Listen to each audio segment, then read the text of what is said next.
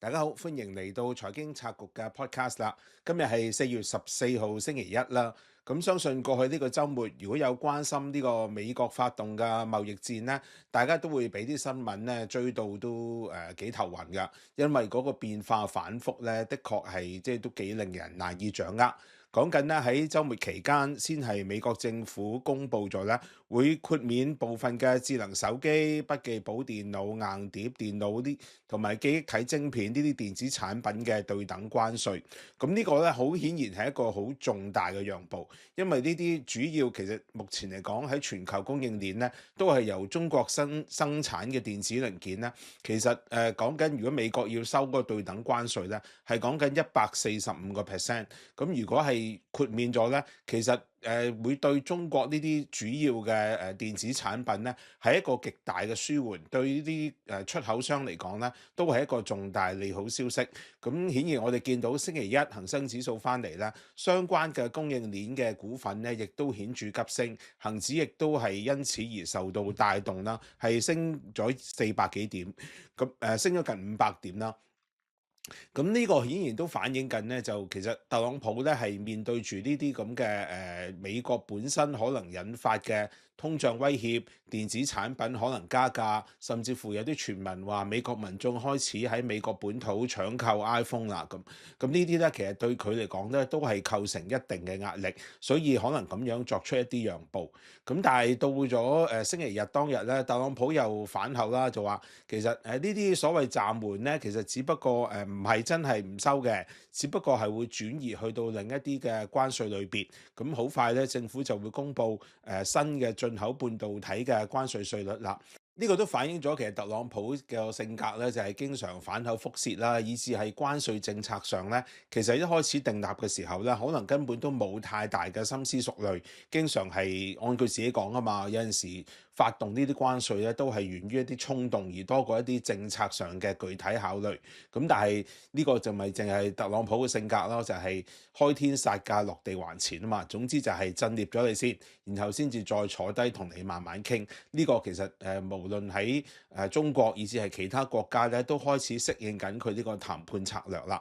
咁但係呢個背後咧，其實都深層反映緊咧，而家成個因為特朗普發動呢個核武級嘅關稅政策咧，引發咗咧一個好重要嘅金融市場嘅巨大轉變。我哋見到喺上星期咧，美國嘅3類資產，包括係股匯債咧，出現咗一個所謂三殺嘅情況。呢個咧係相當之令人震驚嘅。但特別係譬如上星期三美國因為特朗普暫緩咗90日關稅啦，對70幾個國家，道指喺經過星期一黑色星期一大跌3000幾點之後咧，當日又反彈咗1成幾，咁但係之後又面臨一啲沽壓，咁全星期計咧仍然都係大幅下跌啦。咁但係正如特朗普所講，對股市佢可能唔太 care，咁但係另外兩樣嘢咧，包括係美元同美債嗰個表現咧，就唔到佢口硬啦，就似乎係喺股市、債市、匯市呢個三殺狀況咧，都已經反映緊美元霸權咧，可能出現咗一啲變數，特別係美元指數啦，講緊4月11日美匯指數啦，單日急跌咗近2%，跌幅係1.8%。大家要知道喺過去30年啦，美匯指數單日跌1.5%咧，只係出現過4次，而單日跌1.8%咧，更加係前所未見。呢個係反映緊咧，其實美元資產咧開始過去所謂美元霸權咧，係投資市場出現咗一啲問號。咁而之前上星期我亦都出過片講美債啦，亦都係因為投資者開始沽售呢啲美國嘅債券，佢哋認為以往認為零風險嘅美國國債咧，可能出現咗啲變化啦，咁令到30年嘅美國長期債券啦，係一度單日咧嗰個息率咧係升穿咗5厘，而成個星期計咧，美元債券嗰個股價格咧一度急跌過1成，呢個亦都係前所未見嘅。咁呢個顯然就係反映緊咧頭先講美國股債匯三殺係一個好前所未見嘅狀況。金融時報都分析咗上星期美債沽售嗰個狀況，咁佢哋個分析係認為咧，其實係投資者開始咧對美債咧係失去咗信心，而部分海外基金咧亦都開始沽售自己嘅美國國債。咁當然中國到底係咪真係有參與減持美國國債？佢哋手上而家持有近7000億美元嘅國債。咁呢個咧可能要到6月，當美國財政部真係公布仔細嘅數據時候咧，就大家先會知道。咁但係以而家美國國債係突破咗36萬億呢個規模咧，其實好明顯係美國本身咧已經係面臨住好大嘅財政壓力，咁呢個咧亦都係背後反映緊咧，即係特朗普所謂嘅四支箭啦，包括就係收對等關稅啦，另外就係要透過所謂本土嘅減稅，以至係對美國財政狀況嗰個財赤削減。咁而第四支箭咧就係所謂放寬監管啦，就特朗普期望透過呢四支箭咧係可以令到佢自己口中所講啦，係美國可以再度強大。咁而家關稅政策佢似乎目前睇咧仍然都係進行當中，咁但係好明顯遇到一定嘅阻力啦，咁所以有部分嘅措施又要再度放寬。咁但係係咪咁樣就斷定特朗普喺呢個四支箭上咧，真係冇計可施咧，就似乎大家又唔可以太過樂觀，因為大家留意啦，喺特朗普上任之前咧，佢而家現任嘅經濟顧問米蘭啦，Steve Miller 啦，其實已經提出咗咧一個所謂海湖莊園協議，所謂 Mar-a-Lago Accord，就係提出咗咧係透過一系列嘅先係向唔同國家徵收對等關稅，然後咧就透過同每個國家進行談判，目標咧其實就係希望佢哋咧係用一個所謂零息嘅政策咧，係買入美國長年期甚至係高達100年期嘅國債。咁呢個其實就係佢最終咧希望可以達到嘅一個目的。咁但係呢個海湖莊園協議當日推出嘅時候咧，當然大家就覺得係即係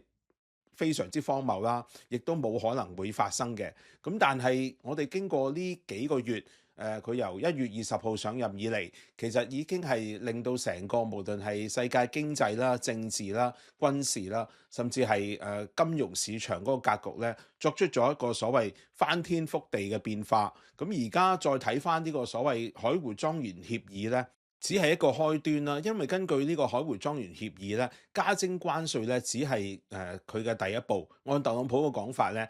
加關稅可以收到每年係6000億美元嘅收入啦。咁但係喺加徵關稅呢個開始之後咧，其實後續咧美國仲會係要求同美國妥協嘅國家咧購買美債，而且咧佢哋講緊持有嘅會係100年嘅無息國債。咁換言之，其實未來美國咧變咗就係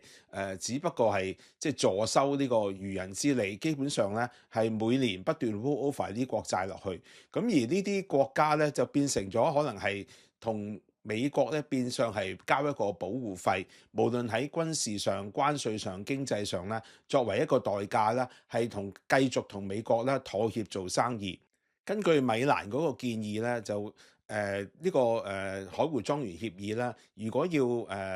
外國係接受咗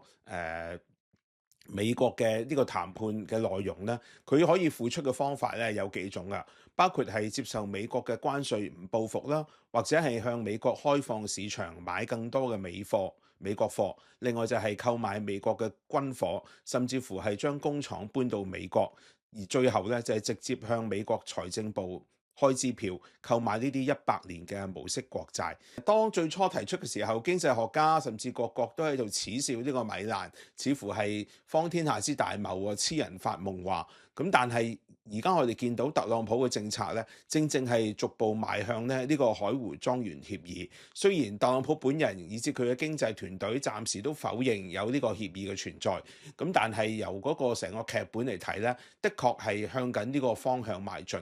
講到海湖莊園咧，大家要知其實佢係特朗普一個私人嘅莊園啦，咁亦都本身咧係一個比較悠久歷史嘅一個所謂私人俱樂部。如果大家記得咧，喺2017年咧，特朗普第一任1.0嘅年代啦，曾經都邀請過國家主席習近平咧去海湖莊園作私人會面㗎。當時習近平咧亦都同夫人咧一齊去出席特朗普嘅晚宴啦。而當年咧中美關係咧都可以話係即係比較友善，大家比較友好一啲。咁但係到2018年特朗普再發動關稅嘅時候咧，成個局面就開始出現扭轉啦。咁而最近當特朗普啱啱上任嘅時候咧，亦都有消息傳出佢係嘗試係希望要求邀請啦習近平咧再到海湖莊園咧係出席會面，大家可以再傾咧就係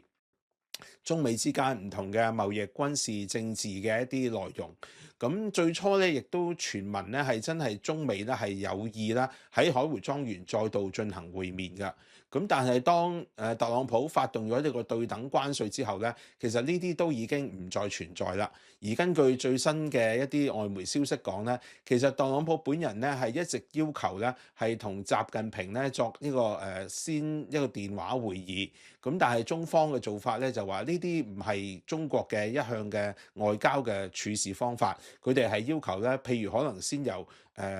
外長王毅啦，或者一啲國務委員咧，先同美國對等嘅官員先做談判，定晒底稿啦，然後先至由習近平出面。但係特朗普就唔接受呢一套，要直接同習近平本人係